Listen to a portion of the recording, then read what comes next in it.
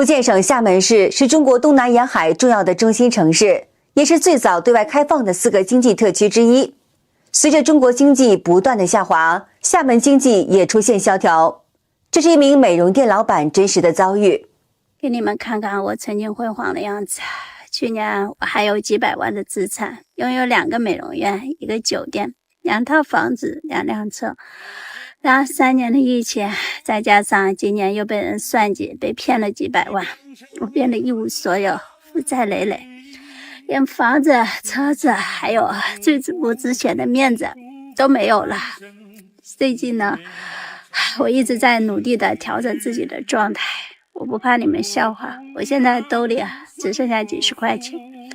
很多人问我接下来该怎么办，是打工还债还是继续创业？我想说，如果靠打工的话，我这一辈子都不可能再有翻身的机会了。我已经42岁了，还能打工打多少年？也有人说你没有资源，又没有资金，怎么样去创业？还有，在厦门经济不断下滑的当下，就连中共体制内端着铁饭碗的公务员们过得也是十分的辛苦。这名博主透露说，厦门公务员遭遇薪资风暴，铁饭碗竟成铁补丁。震惊，连厦门的公务员现在都要勒紧裤腰带了。听说这降薪裁员风潮一阵猛过一阵，曾经坚不可摧的铁饭碗都要发不出工资。昨天跟一位在体制内工作的朋友共进晚餐，他无奈地感叹地方债太夸张，连单位的工资都快成难产了。不过幸运的是，他们的社保和公积金仍然坚挺着，这就是厦门公务员目前的艰难现状。这名博主说，这些公务员也要吃饭，照顾家庭，车贷房贷压得他们喘不过气来，工资一晚不发下来，他们能不抓狂吗？其实呢，不光是体制内的公务员，就连那些工厂老板也在这种经济环境下很是无奈。很多现在打工人抱怨赚不到钱，找不到工作，说老板黑心，其实老板也很蒙圈的。房子卖了，信用卡刷了，就是为了维持企业的正常生产，但是这个工厂没有订单，这真的很恼火。现在这个制造业是在走下坡路了吗？厦门主要是靠房地产和旅游景点来维持经济增长。那么随着中国房地产市场遭遇的寒冬，厦门的房地产也遭受重创。最惨的还是那些为了房贷苦苦支撑的民众。你知道厦门每天有多少人断供吗？又有多少人为了还房贷而跑去送外卖吗？你知道每个月还房贷的压力有多大吗？跟你们讲一个真实的故事。前几天我店里来了一位男士，带着他老婆的3金过来问我能不能换成金包银，剩下的多余的想再换点钱。我问他为什么要把3金给换了，他跟我讲了他真实的故事。他22年在厦门软件园上班，那时候呢待遇还不错，又准备结婚，就在集美新城那附近买了一套2手房，90多平，380多万。虽然每个月还着7、8千的房贷但是他非常的开心因为在厦门安了个家。这名男子说，在2024年，这名客户所在小区房价腰斩，2年时间内亏损了180多万元。他要被裁员了，但每个月的房贷1分钱都不能少。小孩子刚出生要奶粉钱和尿不湿钱，一家老小要生活费，小区里面还要交管理费、物业费。最可怕的是，这名男子在半年内找了很多的工作，但是很多公司都认为他年纪大了不要他，他无奈只好去送外卖谋生。该男子说，没想到自己有一天会送外卖，要不是为了还房贷也不会这么干。这名房屋中介说，我有个客户已经断供了，现在房子能卖160万，但是房子呢有230万的欠款，自己没有钱去填这个坑，没办法。还有厦门目前至少有1半的房子都卖不出去，根本没有人买。厦门目前2手房挂牌量在25880多套，而且每天都还有在新增，成交周期其实也越来越长了，很多房子亏本都很难卖得出去。而且现在的情况是客户看得多买得少，很多房子呢其实已经失去了它的金融属性和流通性了，更不要提什么投资价值了。加上新房卖的比2手房还便宜，你要把自己的房子卖出去便宜个10几20万是很正常的。作为沿海地区北市经济发达的厦门，也沦落到房价下跌，民众纷纷断供，实体店倒闭的境地。而它邻近的广州的经济现状也是让人不胜唏嘘。这是一名博主的见闻。你们敢相信吗？广州白云万达也不行了。这是上海阿姨，这是排名第1的鸡排，大多数门店都是正在招租，旺铺转让。整条街空空荡荡，所有的人流量加起来不超过10个人。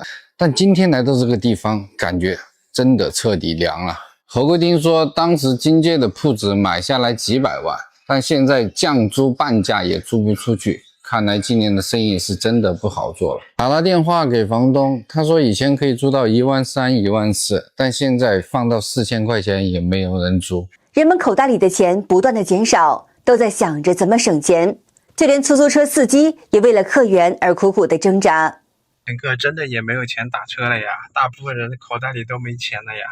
刚刚在广州挂逼了1个多小时，然后没有办法了，找不到独享单，然后跨城单的拼车单也不好找，然后找了3个市内拼车单，从广州市区到了现在这个广州新塘，但是他就是打了一个拼车单，然后我就拉了3单4个人，从广州市区拉到了新塘这里，全程呢可能接人40-50公里啊。这个订单呢加上所有的费用呢，大概也就100块钱，搞了2-3个小时。所以说现在真的没有钱打车了呀，能省一点是一点的。还有我们这些苦逼的司机啊，真的是没有单接了呀。市内单也要接，几十块钱也该接得接啊，都是为了生活呀。2024年广州经济下行体现在很多的行业的凋敝上。广州啊，今年最惨的行业欢迎比惨，比如说像猫咖呀、剧本杀呀、装修建材啊、艺术培训啊、花店啊、珠宝啊、美甲呀、母婴店啊、广告公司啊，像这些呢，有一些是嫌赚得少，有一些呢就是亏本在做。其实最惨的呢，就是连店钱都没收回来。就想问一句，现在在广州还有不惨的行业吗？整个美容行业非常的难啊，我们去美博城看一看，美博城的情况怎么样？如果美博城都很好的话，那我们这个行业还有的救。只有我们进来了，没啥人了。以前来这里的时候根本就走不动人，现在一个人都看不到啊，只能看到店员在无聊的玩着手机，一个人都没有啊，整个下面都没有人，没人了。这是一个服装城，以前都是人来人往的。这名男子表示，如果店里还有生意，还可以拿到一份工资，一定要珍惜这份收入，因为现在困难的人实在是太多了。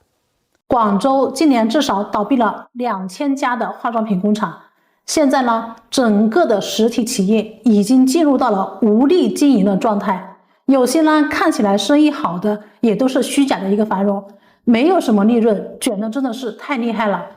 这名女博主表示，2024年8月对大多数的化妆品工厂来说，只是忘了1个星期。那些工厂刚招进来的工人，马上辞退人家也不太好，厂家撑了1个月，实在是撑不下去了，只能是辞退工人。广州的经济萧条还体现在房价的不断下跌上。有人晒出广州房价下跌幅度最严重的5个小区。去年广州的二手房市场啊，真的让人惊掉了下巴，房价下跌的幅度啊，简直是超乎想象。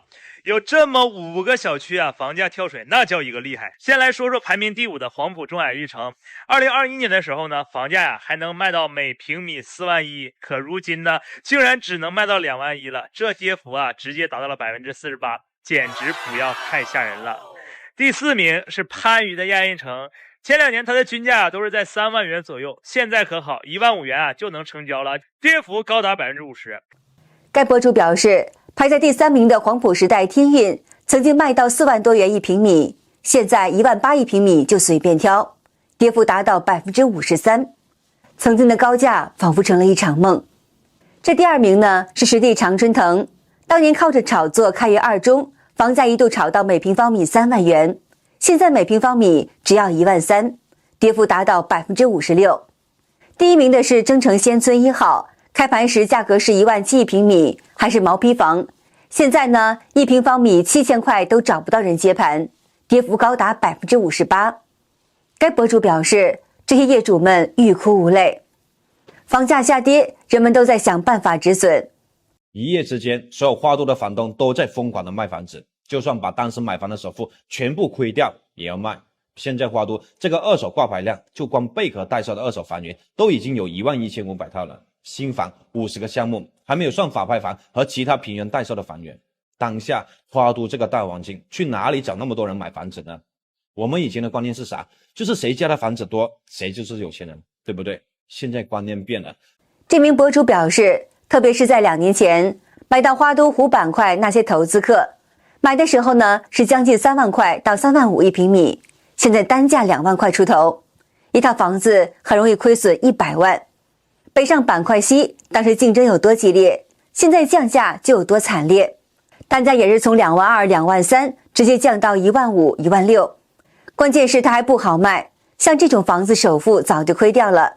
当初那些想靠着买一套房子赚一大笔钱的投资客，现在都成了高位站岗的大冤种。对于那些买房用来住的人们来说，情况更让人难以承受了。这名男子表示，借钱也要买房，如今负债累累，现在我断供了，今年是第2年，现在房子已经查封的状态了。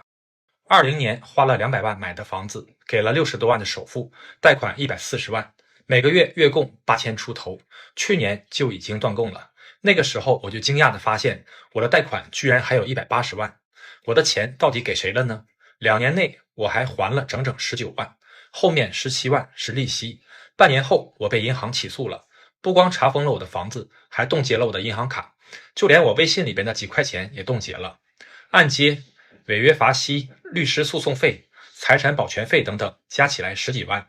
前2天法院给我打电话通知我房子要上牌拍卖了，评估价190万，起拍价打7折，只有130多万。这名男子表示，如果房子被拍卖走了，他不光是房子没有了，之前60多万的首付也没有了，还要还欠银行的50多万元。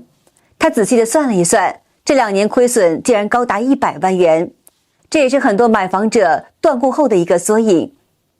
据中国新闻周刊报道表示，2024年广州前3季的 GDP 是人民币的22149.95亿元，年增 2.0%。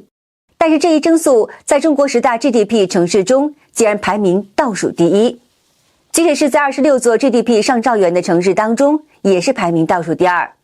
从中国官方的数据来看，厦门市在2024年1到6月 GDP 总额为3983.77亿元，排在了福建省的第3位。但从上述视频来看，厦门的真实经济状况却是一片冷清。看来即使再怎么民生凋敝，中共仍然是高唱经济光明论。而像厦门、广州这样的经济发达城市都出现上述经济惨状，说明中国经济是继续保持凉凉状态了。好的，今天就和大家聊到这里，请您记得点赞、订阅、留言，并且分享给您的朋友们。感谢您的支持，我们下期节目再见。